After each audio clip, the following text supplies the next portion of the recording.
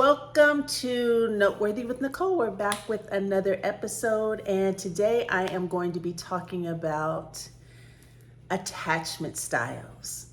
And if you don't know what attachment styles are, this is how you interact with people you are in a relationship with.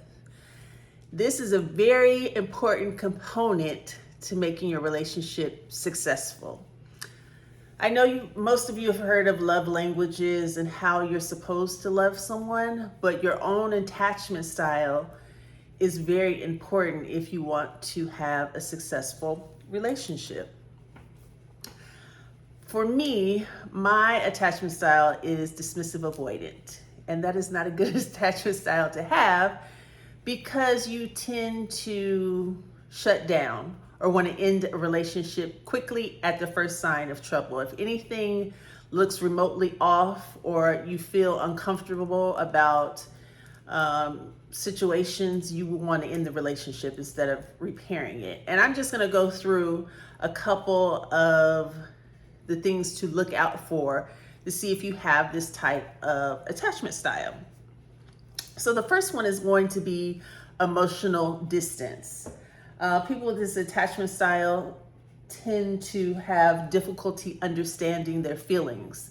You may feel very overwhelmed by something that's happening, but you can't verbally express it. It's also what I mentioned before, conflict avoidance. You try to avoid any type of conflict, and if there is any, you want to remove yourself from the situation, and that can be considered very abusive to your partner if you're unable to vocally say the things that are upsetting you or just cut them off and end the relationship. That's not always the best option. And then there's a lot of distrust. You don't trust what the person is saying. You want to double check. You want to make sure. You want to confirm what they're saying is true. You just don't take someone's word for it. And the other one is self-reliance. You are hyper independent.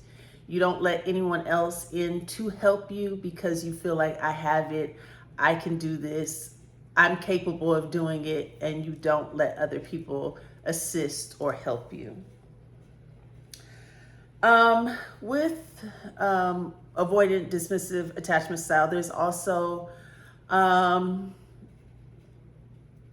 don't see it as secrecy, but it could be deemed as secrecy. You don't really let people know anything about your plans. You don't really let them in to your world and tell them any future things that are going on with you. You want to keep everything to yourself. And one other component of that is uncomfortable with intimacy. You don't really like hugs.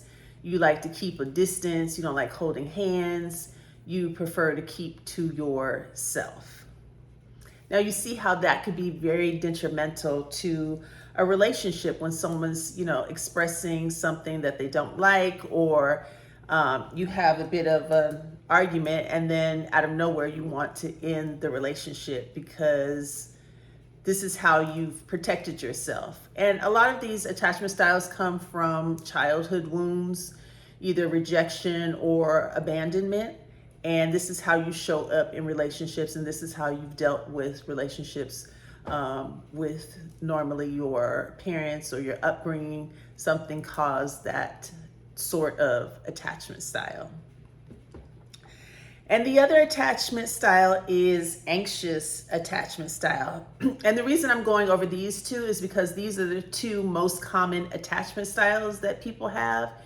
And usually these type of people connect to each other. Usually it's an anxious person and an avoidant person that are connecting, and they have the most difficult time communicating because one wants to run away and avoid it, and the other one wants the answers right away, and they're very anxious about receiving an answer. And I'm just going to go over what an anxious person, an anxious attachment style is.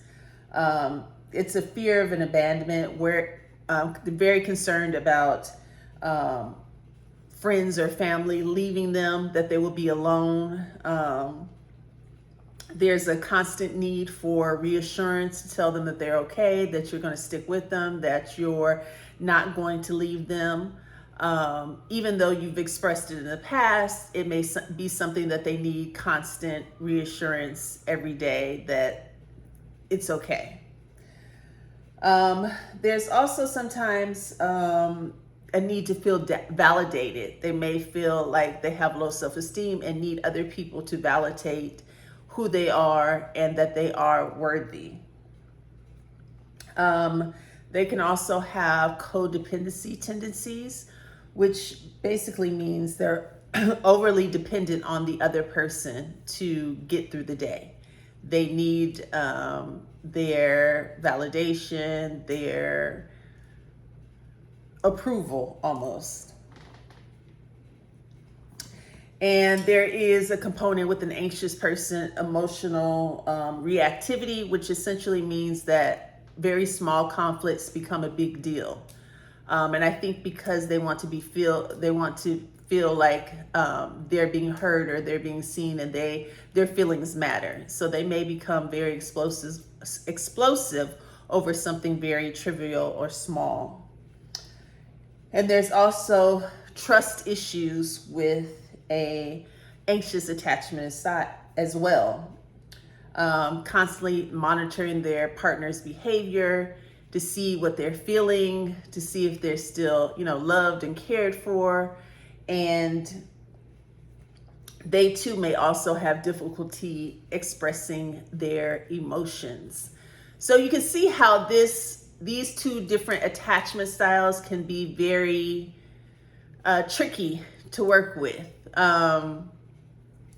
But it doesn't mean that it won't work.